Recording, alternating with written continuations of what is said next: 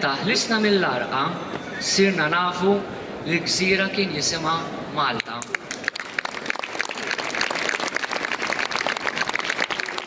In-nies tagħha ġiebu ruħhom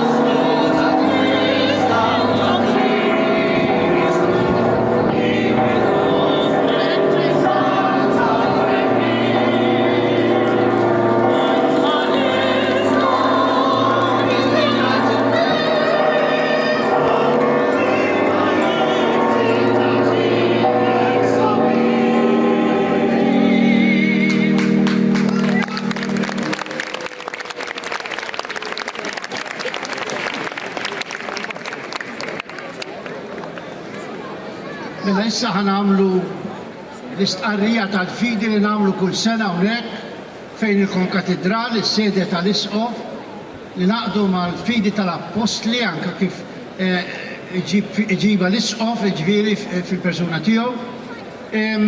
Nixtieqkom ukoll tħarsu lejn in-naħa ta' fuq tal-Kon Katidral li hemm projezzjoni wkoll li tkompli tenna f'dan li ħanamlu illum. Hija ħaġa sempliċi biss. Aħna nifirħu b'San Pawl għax tagħna l-fidi fi Kristu, tagħna din it-tama tal-ħajja ta' dejjem, għalhekk qed ngħidu din is-sena ifirħu fit-tama. Ħanerġgħu nisimgħu il-rakkont tal-atti li aħna għalina huma itri tad-deb, hija l-kelma tal-Alla wkoll, wara nagħmlu l-kredu u nagħlqu bit-talba tal-ġurnata. Se jaqra għalina l-atti tal-Apostli Sur Douglas Mifsu, President tal-Pawli.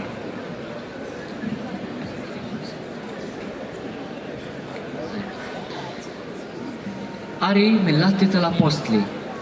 F'dak iż-żmien, ġirja waħda għaddejna taħt ir-riħ ta' daqsxejn ta' gżira jisimha Kawda.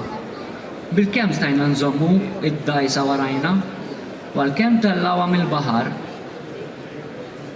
Imbagħad qabdu l-armar, rabtu l-ġifen dawra mejt biċ-ċini. Niżlu l-qluħ għax beżgħu li sar inkaljaw fuq is-sirti u hekk ħallejna l-mewġ iġorna miegħu. L-għada it-tempesta ħabtitna ħafna, bdew iwaddbu t-tabija l-baħar u fit-tielet jum irmew it-tamir tal-ġifen b'idejhom stess. Għal ħafna jiem la deret xemx u lanqas kwiekeb, it-tempesta li qabditna ma kinitx ħafifa, hekk li fl-aħħar tlifna kull tama li nsalvaw. In-nies kienu ilhom ħafna ma jieħdu xi ħaġa biex jitrejqu. Pawlu waqaf f'nofshom u qalilhom: Ħbieb, kien imiskom smajtu minni u ma tlaqtux minn Kreta, kontu teħilsu minn din il-ħsara u dan it-telf. Imma issa nwissikom biex tagħmlu l-qalb, għax ħadd minnkom hu se jitlef ħajtu, il-ġifen biss jintilef. Għax dan il-lejl derli anġlu ta' dak Alla li tiegħu jien u lilu nqim u qalli: Tibżax Pawlu, jeħtieġ li inti tidher quddiem Ċeżari. Ara, Alla dak il-grazzja li dawk kollha li qegħdin jivvjaġġaw miegħek jisalvaw.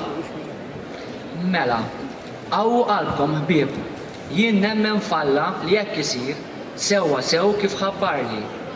Jeħtieġ issa li naħbtu ma' gżira. Meta wasal l-14 il-lejl, kollha konna ninsabu mitfuqajn l-hawn u l-hemm fil-baħar ta' Adria. Għal-ħabta ta' nofs il-lejl, il-baħrin ħassew li konna resqin qrib xi art. Skandaljaw il-fond tal-baħar u sabu 20 qama. Imxejna ftit ieħor il-quddiem, reġgħu skandaljaw u sabu 15. Huma beżgħu li x'imkien konna se naħbtu ma sirx skol u għalhekk niżlu 4 ankri mill-poppa. Ix-xewqa tagħhom kienet li ma jdumx ma jisbaħ. Il-baħrin bdew ifittxu li jaħarbu mill-ġifen u niżlu d-dajsa l-baħar bħalli kieku biex idendu xi ankri mill-pruwa. Iżda Pawlu qal liċ-ċerturjun u lis-soldati: Jekk dawn ma jibqgħux fuq il-ġifen, intom ma tistgħux issalvaw. Imbagħad is-soldati qaċċtu l-ħbula tad-dajsa u ħallewha tmur għar-rieħa. Meta sar il-ħin biex jisbaħ, Pawlu qabad jagħmel il-qalb lil kulħadd biex jitrejqu b'xi ħaġa u qalilhom: Sa ġajilkom 14 jum tistennew sajmin u ma dduqu xejn. Għalhekk għamlu l-qalb u trejqu b'xi ħaġa tal-ikel. Dan jiswilkom għal saħħitkom, għax ħadd minnkom hu se jitlef xara waħda minn rasu. Kif qal dan, qabad il-ħobż, ratt il-ħajl lill-Alla quddiem kulħadd, qasam u beda jiekol. Imbagħad kulħadd għamel il-qalb u ħadu xi ħaġa tal-ikel huma wkoll. Konna b'kollox 276 ruħ fuq il-ġifen. Wara li xebgħu bdew iħaffu l-ġifen u jwaddbu l-qamħ il-baħar. X'ħin imbagħad sebaħ l-art marfuwiex, lemħu biss bajja biex tajta fiha u qatawha li jekk jistgħu jitfgħu il-ġifen fuqha. Irħew l-ankri u telquhom il-baħar, ħallew ukoll l-irbit ta' tmum. Imbagħad tellaw il-qala żgħira ta' quddiem għar-riħ u rħewla lejn ix-xtajta. Iżda ħbatna ma' sikka b'żewġ kurrenti u l-baħrin weħlu l-ġifen fuqha. Il-pruwa baqgħet imweħħla sewwa fil-post u ma tħarkitx iżjed imma l-poppa bdiet titfarrag bil-qilla tal-mewġ. Is-soldati rridu kieku joqtlu l-priġunieri li ma jmurx jaħrab xi ħadd minnhom bil-hawn, iżda ċ-ċenturjun li rrid isalva l-Pawlu ma ħallix il-ħsieb tagħhom iseħħ. Lil dawk li kienu jafu jomu ordnalhom jintefgħu huma l-ewwel il-baħar u jmorru l-art. Lill-oħrajn ordnalhom jilħqu x-xatt fuq it-twavel jew fuq bċejjeġ imkissra tal-ġifen. U hekk kulħadd qabad l-art qawwi u sħiħ. Meta ħlisna mill-arqa, sirna nafu li l-gżira kien jisimha Malta.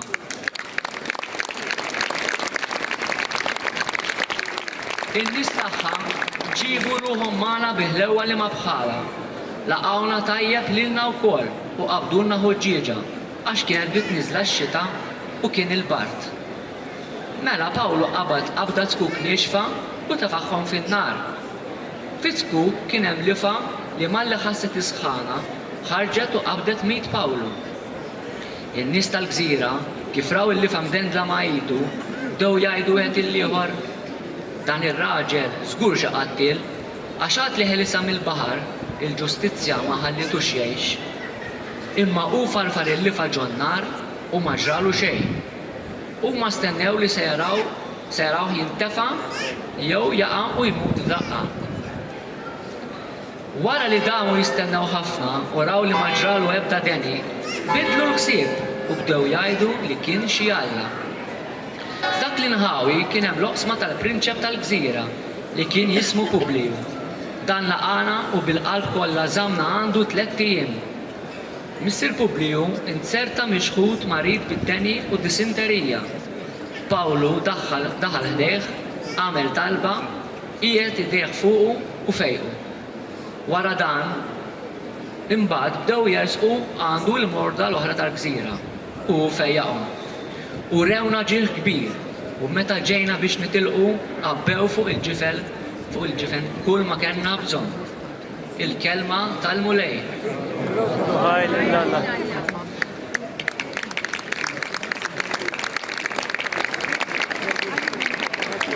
Ejjew issa nġeddu l-fidi tagħna, dik il-fidi tal-Magħmudija u seħħa d-dusija tagħna billi ngħidu jiena nemmen bħala wieħed il-missier li jista' kollox li ħalaq is-sema u l-art, dak kollu li jidher u dak li ma jidhirx. U f'mulej wieħed Ġesu Kristu ibn waħdini ta' Alla, innissel mill-missier qabel kull żmien. Alla minn Alla, dawl minn dawl, Alla veru minn Alla veru. Innissel mhux magħmul, natura waħda mal-missier u bih sar kollox. Niżel mismewwiet għalina l-medmin u għall-fidwa tagħna. U għall-ġisem bis-seta tal-Ispiritu Santu minn Marja Verġni u sar bniedem. Salbuh għalina bata ta' Ponzju Pilatu mitu difnuh. U t-tielet jum għam minn bejn 𝐊𝐚𝐿 kont il-kodba mqazza. U tela s-sema qiegħed fuq l-emin tal-missier. U għandu jerġa' jġib il-glorja biex jagħmel ħaq mill-ħajjin u mill-mejtin. U s-saltna tiegħu ma jkollix tmiem. U fl-Ispiritu Santu mulej li jagħti l-ħajja li ġej mill-missier u mill-liben. Meqjum u mweġġa flimkien mal-missier u mal-liben. U li jitkellem fom il-profeti.